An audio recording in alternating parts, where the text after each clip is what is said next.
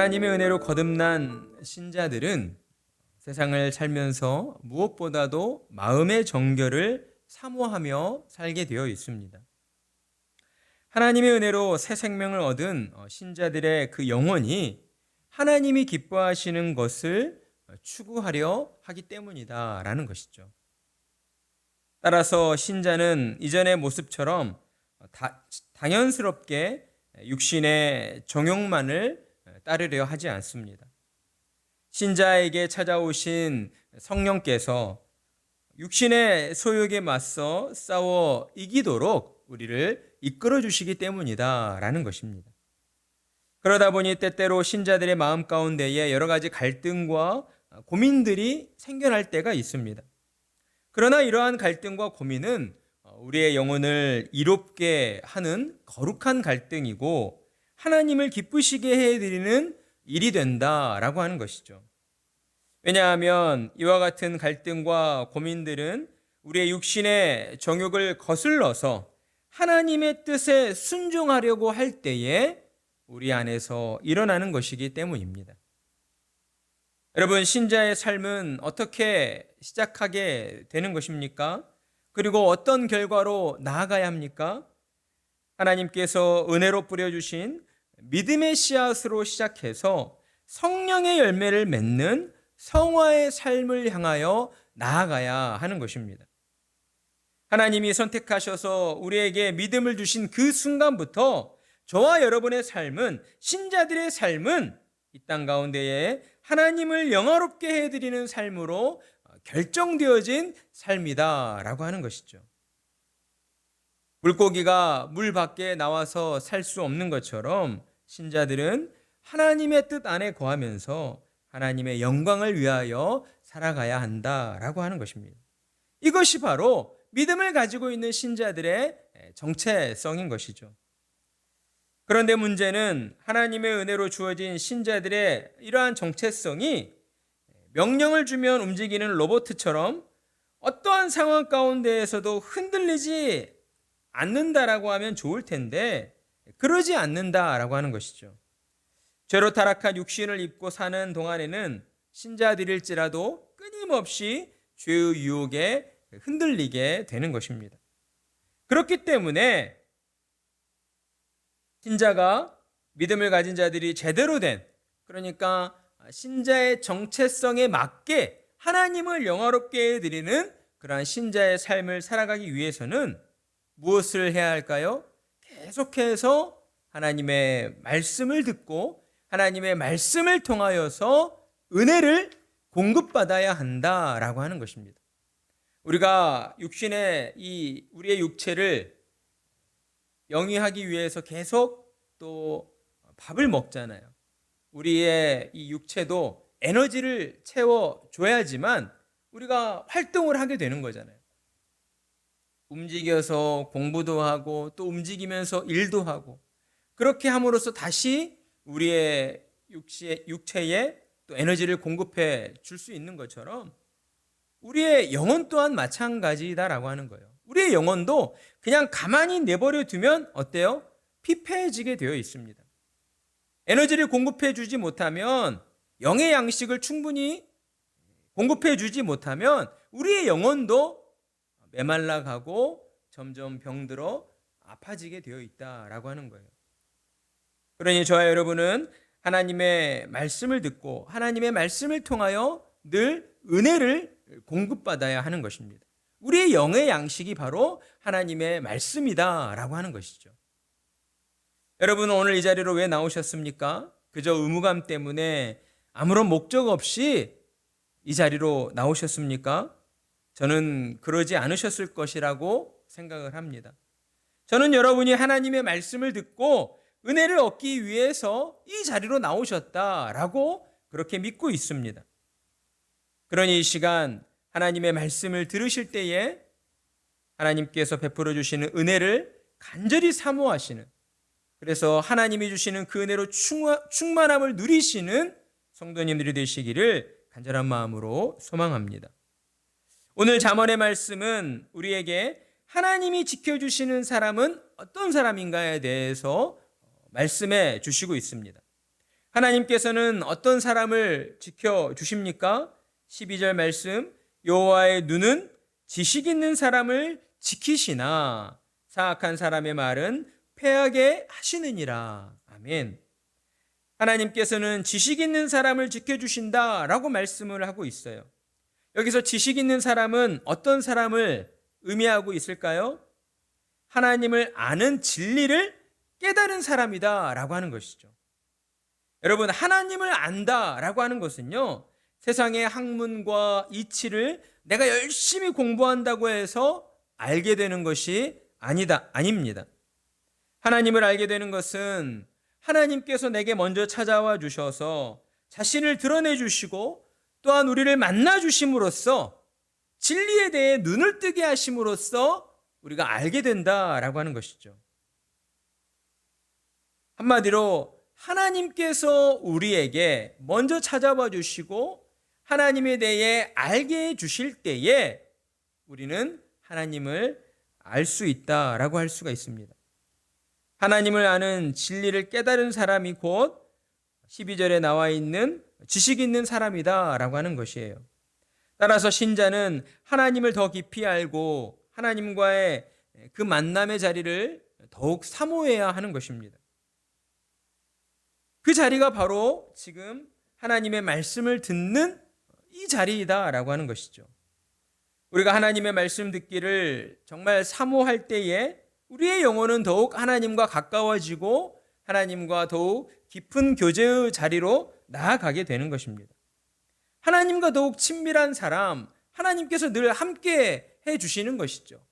하나님께서 베풀어 주시는 그 은혜들을 더 많이 깨닫고 누리면서 살아가게 된다라고 하는 것입니다.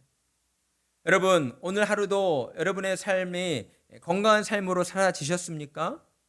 지금 이 자리에 우리가 나와서 하나님의 말씀을 듣고 있는 것, 하나님께서 오늘 하루를 지켜주셨기 때문이다 라고 하는 것이죠. 이러한 사실들을 우리가 영적으로 깨어있지 않을 때에는 느끼지 못하는 거예요. 나의 하루의 삶이 그저 나의 의지와 나의 노력에 의해서 이루어졌다라고 우리가 그렇게 착각하게 된다는 것이죠.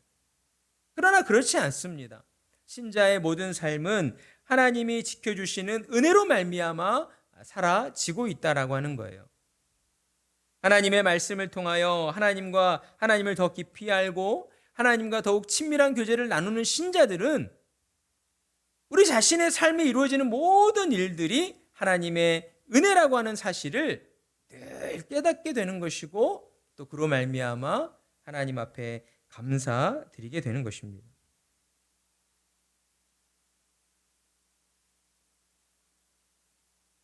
그리고 이어지는 13절에서 16절의 말씀까지는 이렇듯 하나님을 아는 진리로 우리가 충만할 때에 신자들이 어떤 모습으로 살아가야 하는가에 대해서 우리에게 교훈해 주시고 있습니다. 자, 첫 번째, 무엇보다도 하나님을 아는 지식으로 충만한 신자들은 우리 주님께서 말씀해 주셨던 것처럼 세상의 빛과 소금으로 살아가야 할 것입니다. 세상의 빛과 소금으로 살아간다라고 하는 것에는요, 어떤 의미가 담겨져 있느냐? 나 자신만을 위해서 사는 것이 아니라 어때요? 나뿐만이 아니라 누구를 위해서? 우리 주변의 이웃들을 위해서, 우리가 살아가고 있는 이 세상을 위해서, 이 세상이 더욱 이롭고 또한 평화로운 세상이 되도록 하기 위해 살아가야 한다는 의미를 담고 있습니다. 먼저 이러한 삶을 살기 위해 하나님께서는 13절로 신자들을 향하여 너희는 게을러서는 안 된다라고 말씀을 하시는 것이죠. 13절의 말씀 함께 읽어볼까요? 시작. 게으른 자는 말하기를 사자가 밖에 있은즉 내가 나가면 거리에서 찢기겠다 하느니라. 아멘. 여러분, 이 게으름이라고 하는 것은 세상의 빛과 소금으로 살아가야 하는 신자들에게 있어 결코 필요한 요소가 아니라고 할 수가 있습니다. 필요한 요소가 아닌 것이죠. 게으름이라고 하는 것은 세상에서의 또한 실패와 좌절로 인하여 생겨나는 것도 아니라는 거예요. 특별히 신자에게 있어 하나님이 말씀하시는 이 게으름이라고 하는 것은 무엇 때문에 생겨나는 것인가?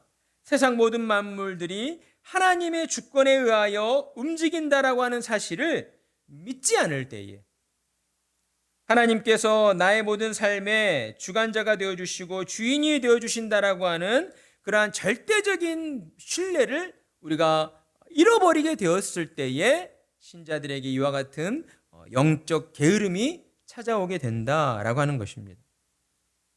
그러니까 영적 게으름 가운데에 빠진 사람들은 자연스럽게 육신적인 게으름의 결과로도 이어지게 되어 있는 거예요. 사람의 그 본질은 영혼에 있기 때문에 우리의 그 영혼이 건강할 때에 우리의 육체의 삶도 건강해질 수가 있는 것이죠.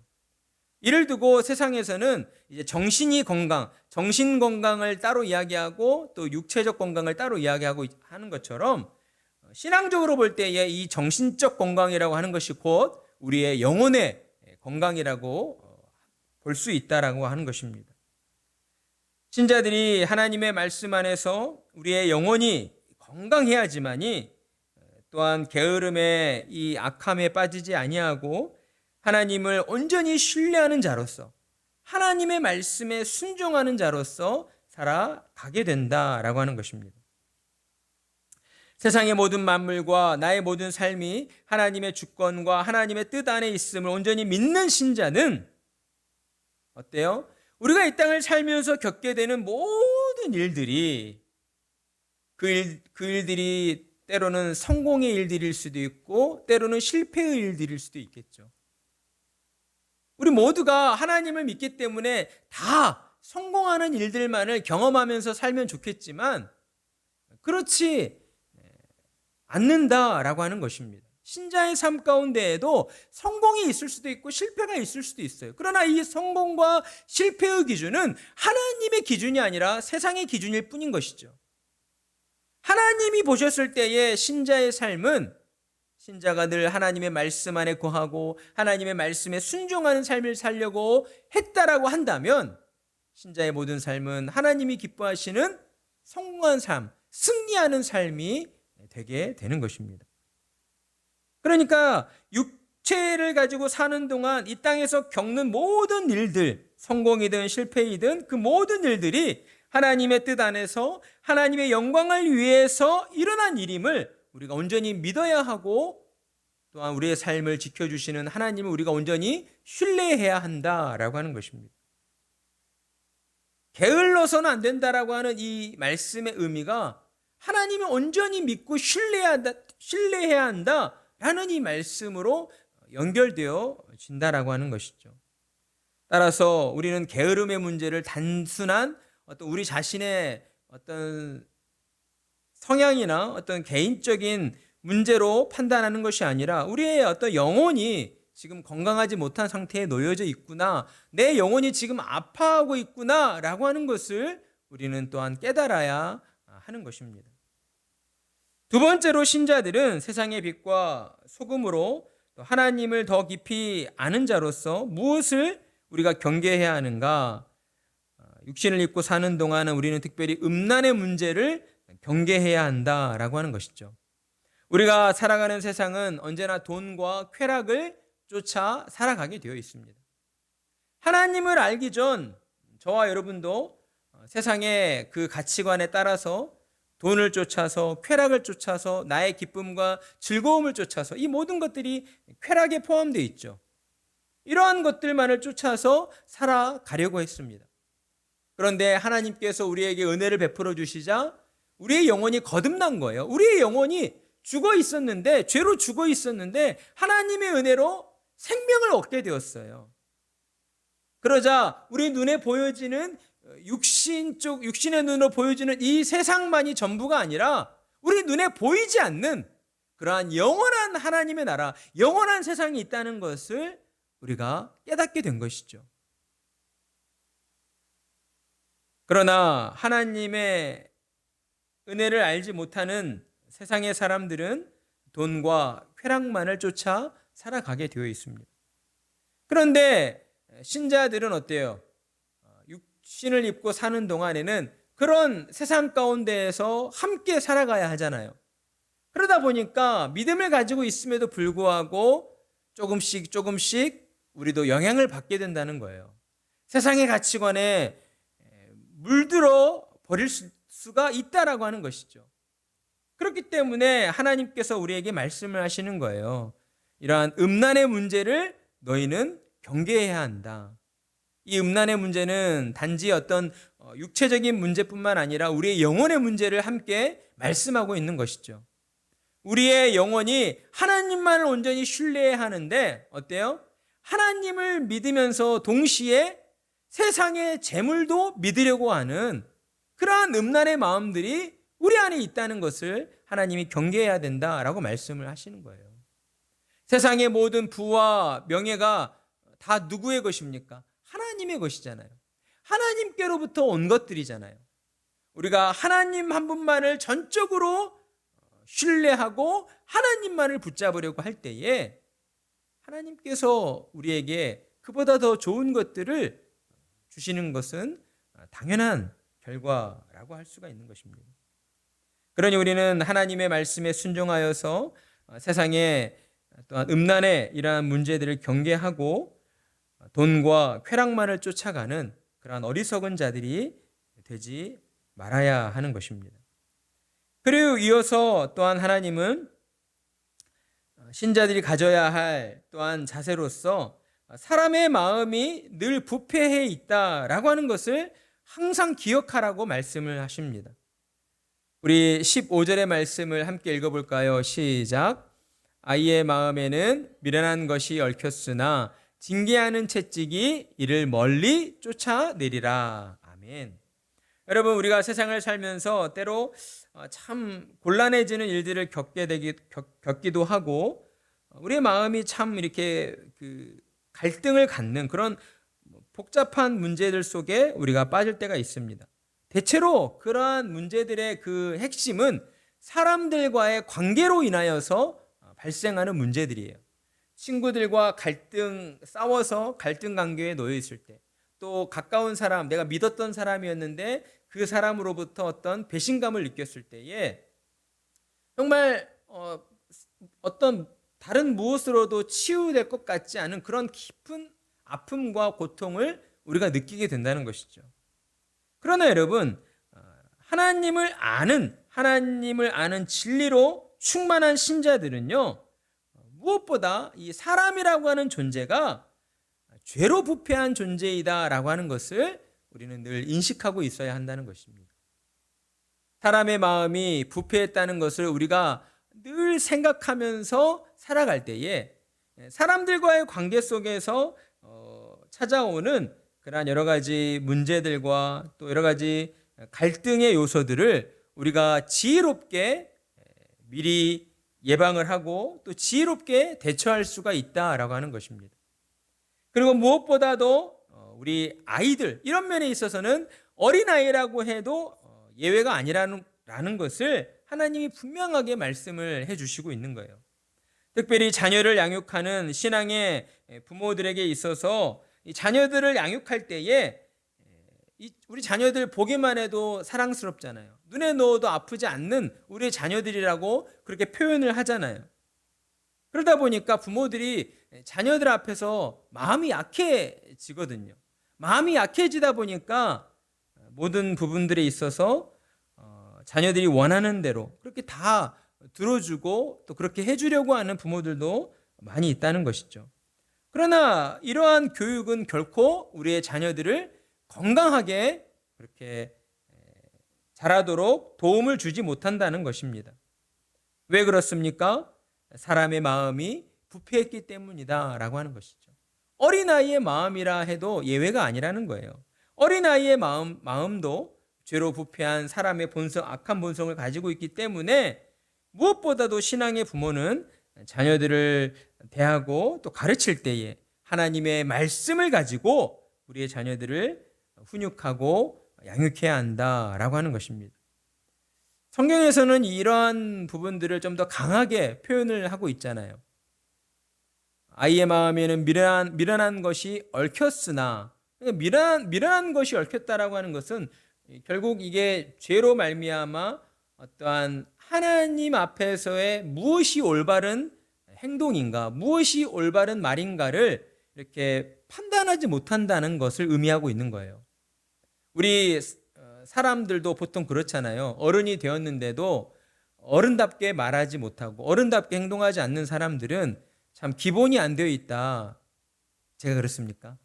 그렇게 이제 이야기를 하는 것처럼 신앙적으로 볼 때에도 그렇다라고 하는 거예요. 신앙적으로 볼 때에 우리 어린아이들, 자녀들은 아직 그 마음 가운데에 어떻게 말하고 행동하는 것이 하나님이 기뻐하시는 것인가를 아직 온전히 알고 있지 못해요. 그렇기 때문에 이제 자녀들을 하나님의 말씀으로, 신앙으로 가르쳐야 하는데, 가르칠 때 어떻게 가르쳐야 돼요? 강하게 가르쳐야 한다는 것을 강조하고 계시는 거예요. 징계하는 채찍이라도 들어야 한다라고 말씀을 하시는 거죠.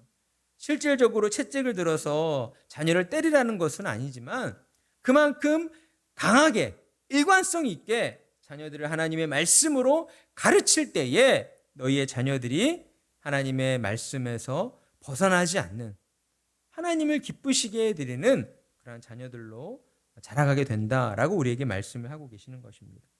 그리고 이제 마지막으로 16절을 보게 되면 신자들이 하나님을 아는 진리로 충만한 신자들이 세상을 살아갈 때에 어쩔 수 없이 신앙을 가진 신자들도 육신의 삶을 이렇게 영위해 가야 하기 때문에 이제 재물을 취하는 그러한 일들을 해 나가야 하는데, 이 부분에 있어서 우리가 경계해야 할 두 가지가 있다라고 하나님은 말씀을 하시고 있는 것입니다. 그러니까 재물을 대하는 신자들의 자세라고 할 수가 있어요.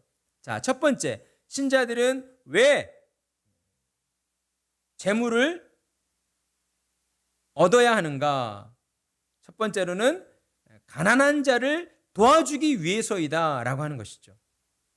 하나님께서 우리에게 이렇게 노동이라고 하는 그러한 일을 허락하신 것은 물론 우리의 육신의 삶을 영위해 나가기 위함인 것이기도 하지만, 열심히 일을 하여서 내가 돈을 벌어옴으로써 내가 번 돈을 가지고 내 만족, 내 즐거움, 어떤 이런 것들만을 위해서 사용하라고 주신 것이 아니라, 어때요? 우리 주변을 둘러보고 우리 주변에 어려움을 겪고 있는 가난한 자를 도와주도록 하기 위해서 그와 같은 재물들을, 또 우리에게 노동을 허락해 주셨다라고 하는 것이죠.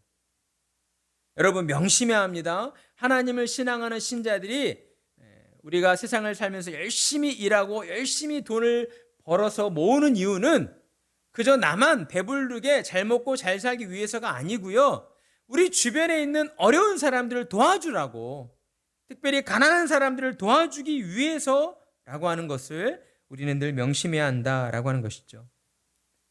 그러면서 재물을 또 대할 때에 경계해야 될 것은 부자에게 주는 이러한 행위들을 우리가 조심해야 한다라고 말씀을 하시는 거예요.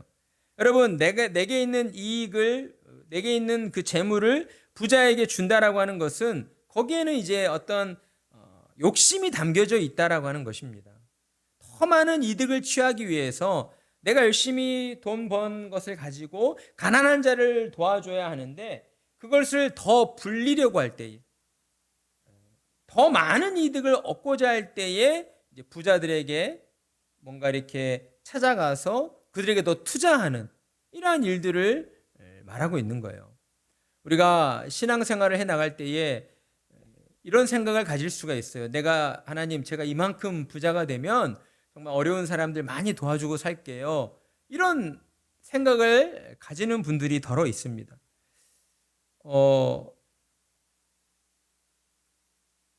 그런데 하나님께서 성경을 통해 말씀하시는 것은 늘 지금 현재가 중요하다라고 말씀을 하신다는 것이죠.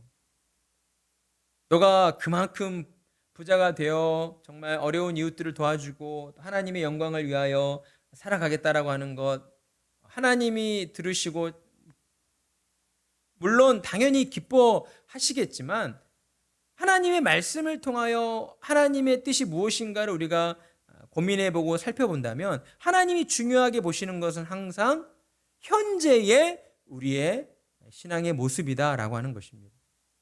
현재 내가 가지고 있는 것으로, 내게 있는 것으로 감사하면서 하나님의 뜻에 순종하려 할 때에 하나님이 그것을 기뻐하시잖아요. 그래서 예수님께서도 제자들에게 가난한 자들에 대한 그 도움의 손길에 대하여 말씀하실 때 냉수 한 그릇이라도 대접한 자, 그러니까 내게 있는 것이 줄 게 냉수밖에 없다라고 하면서 이걸 줘서 뭐 하겠어, 이런 생각을 가지고 있으면 결코 하나님이 기뻐하시지 않는다라고 하는 것이죠. 가난한 자, 어려운 자를 대할 때에 정말 그 마음을 보시잖아요. 하나님은 그들을 향한 그 아픈 마음, 그들을 불쌍히 여기는 마음을 가지고 진짜 냉수 한 그릇이라도 나그네 된 자들에게 떠 줄 때에 하나님은 그 모습을 보시고 기뻐하시고 또한 신자들의 삶에 하나님께서 베풀어 주시는 그러한 놀라운 축복을 더해 주신다라고 하는 것입니다. 저와 여러분은 이 땅을 살면서 우리가 늘 기억해야 될 것은, 저와 여러분은 하나님의 은혜로 새 생명을 얻게 된 자들이다. 하나님을 아는 진리로 우리가 깨어나게 된 자들이다. 따라서 저와 여러분은 하나님의 말씀에 순종하면서 세상의 빛과 소금으로 더욱 하나님을 영화롭게 드리는 자들로 살아가야 한다라고 하는 것입니다. 그 일들을 이루기 위해서 우리는 더욱 하나님의 말씀 앞으로 모여야 할 것이고, 말씀의 은혜로 우리가 공급을 받고 우리의 영혼이 더욱 건강해져서 더 많은 일들로 또한 하나님을 기쁘시게 해드리며 나아가야겠다라고 하는 것입니다. 그러한 은혜가 저와 여러분의 모든 삶에 늘 충만하기를 간절한 마음으로 축복합니다.